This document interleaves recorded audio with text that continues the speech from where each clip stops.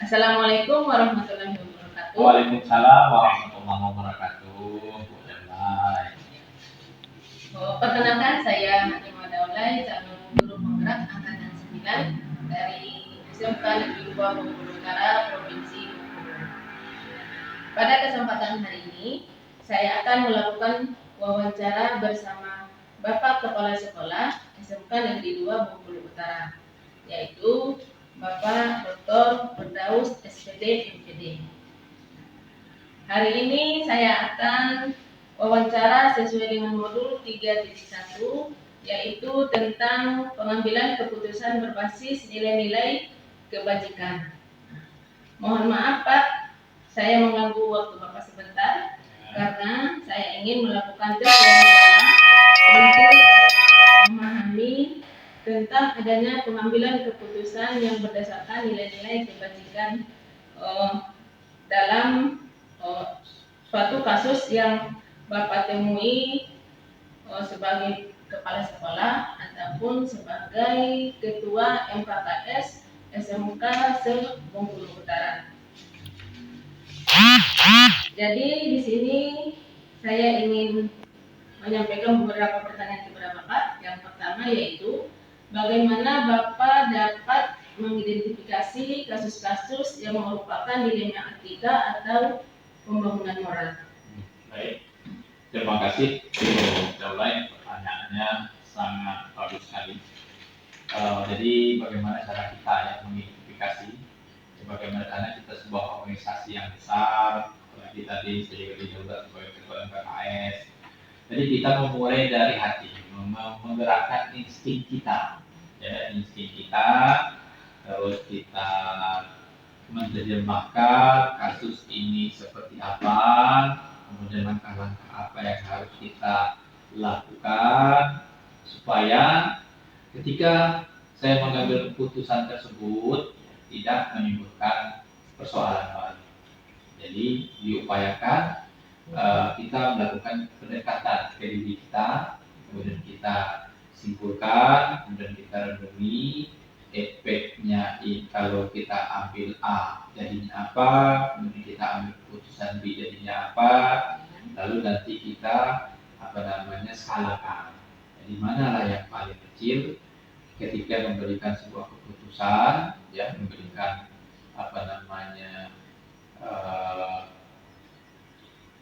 eksekusi terkait dengan persoalan dilema etika ini. Harapan nanti persoalan yang kita lakukan itu betul-betul clear, tidak menimbulkan persoalan, semuanya bisa terselesaikan dengan sejuk dan baik.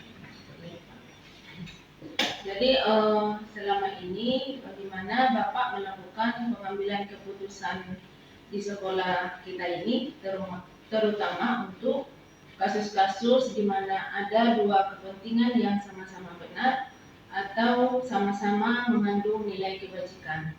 Ya, baik, ini memang sangat sering yang terjadi di sekolah, khususnya di dunia pendidikan ataupun di masyarakat saja.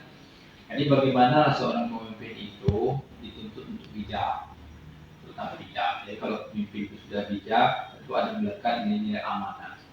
Harapan yang kedua sifat tersebut melekat kepada pimpinan. Jika dia mengambil sebuah keputusan terhadap kasus-kasus yang sama, sehingga kedua persoalan itu bisa terselesaikan tanpa menimbulkan persoalan baru. Nah tadi sudah saya bilang ada sebuah peristiwa kenakalan anak yang mencuri barang milik sekolah.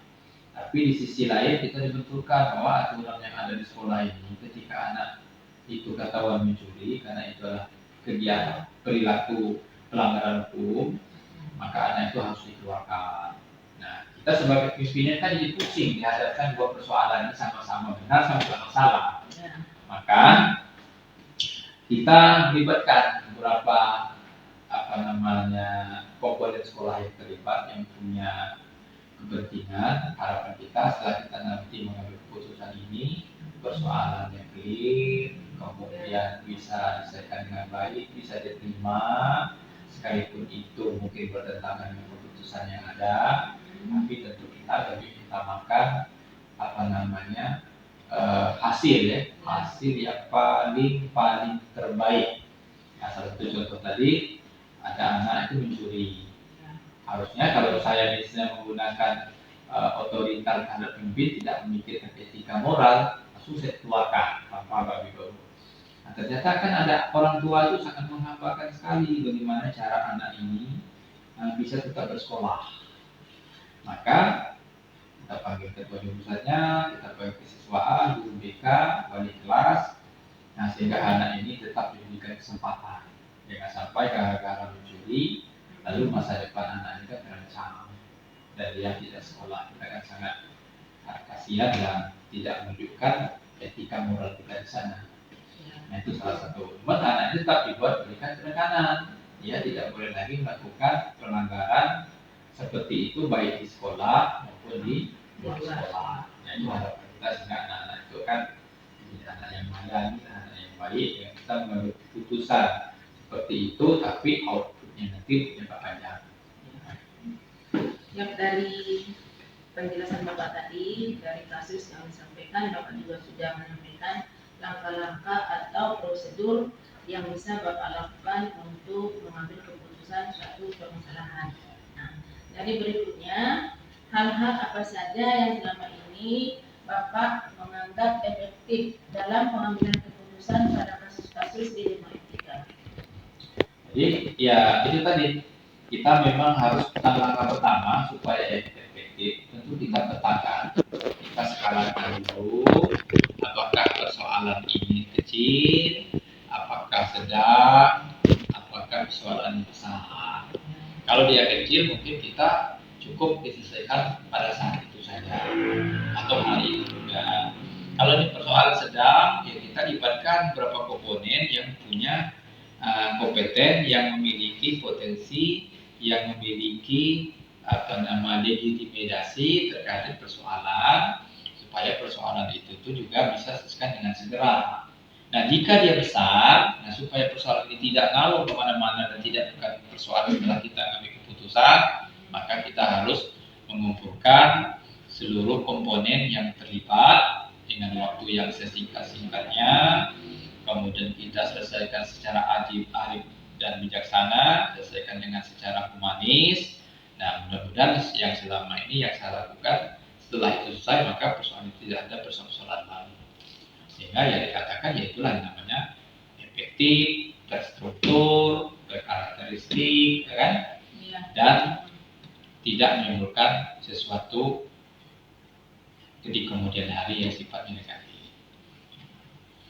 Jadi dalam pengambilan keputusan itu pasti Bapak menemui tantangan. Nah, jadi tantangan dalam pengambilan keputusan pada kasus-kasus dilema etika, tantangan yang mana yang sangat berat yang untuk ditemukan oleh Bapak? Ya, tantangan yang paling berat di sekolah ini ya adalah terutama merubah ketika kasus itu kasus yang berhubungan dengan moral. Itu memang sangat berat kita menyelesaikan, apalagi kasus ini melibatkan orang banyak. Kemudian yang kedua terkait dengan kasus yang berhubungan dengan pelanggaran siswa, khususnya yang berhubungan dengan pelanggaran hukum.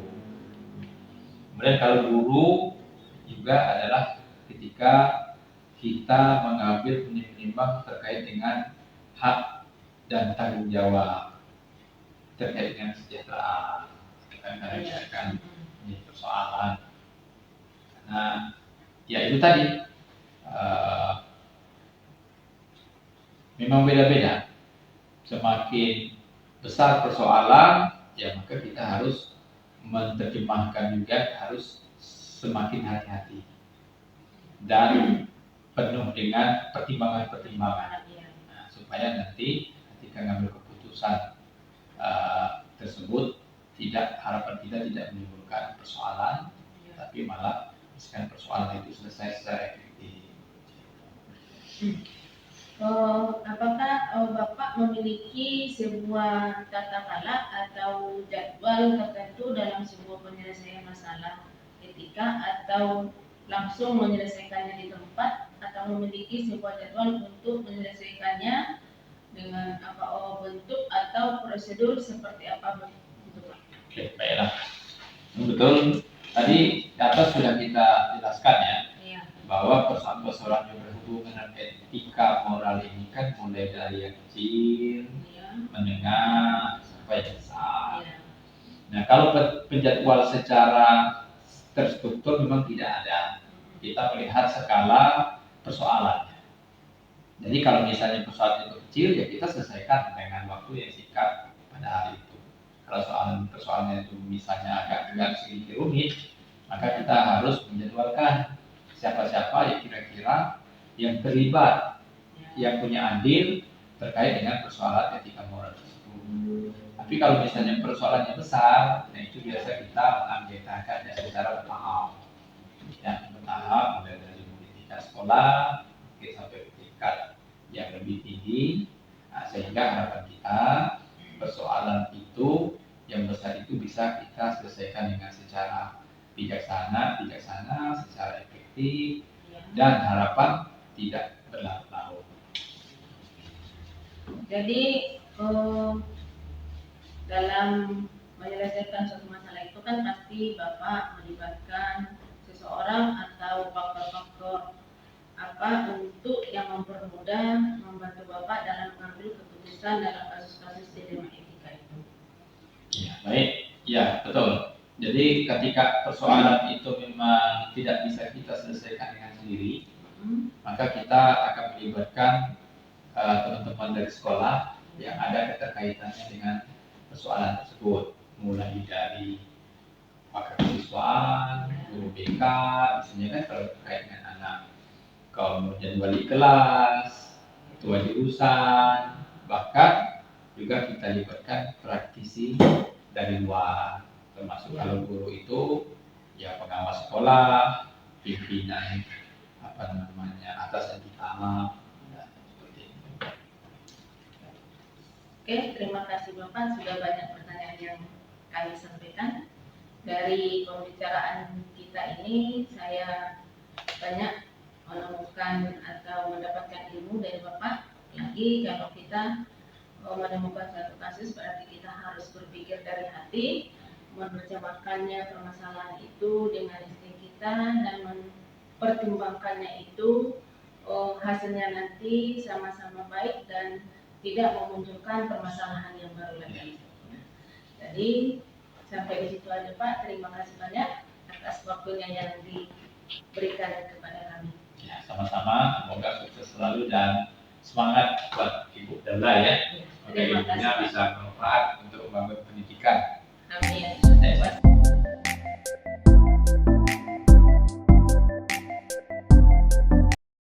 Assalamualaikum warahmatullahi wabarakatuh Pak. Waalaikumsalam.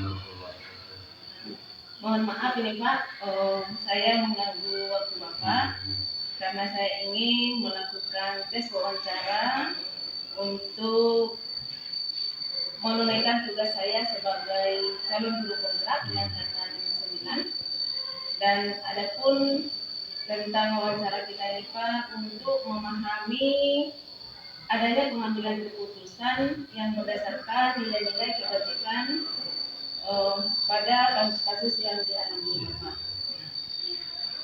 Pada pagi hari ini saya akan juga mengadakan wawancara dengan Bapak Kasidin selaku Kepala Sekolah Dasar nomor 15 Bengkulu Utara. Jadi bagaimana Pak pengalaman Bapak selama menjadi kepala sekolah pasti banyak menemukan kasus-kasus baik itu kasus terhadap muridnya ataupun kasus terhadap sesama rekan kerja. Jadi, adapun di sini ada beberapa pertanyaan yang ingin saya tanyakan dengan Bapak. Nah, yang pertama ini dalam mengidentifikasi kasus-kasus yang Bapak alami yang merupakan ada dilema etika atau pembangunan moral. Oke. Tentunya dalam perjalanan setiap sekolah pasti ada ya terjadi kasus, ada yang baik ringan, sedang maupun berat. Ya. Kami dalam mengidentifikasi kasus itu mungkin yang paling banyak dari siswa, biasanya kan, juga ada. Itu untuk kasus-kasus umumnya dari rata-rata itu kasusnya ya kasus ringan dari siswa. Itu untuk mengidentifikasi, kami pertama kali itu meminta informasi dari guru. Jadi bisa melalui wawancara dengan guru, wawancara dengan murid, ataupun pengamatan ketika murid belajar maupun istirahat.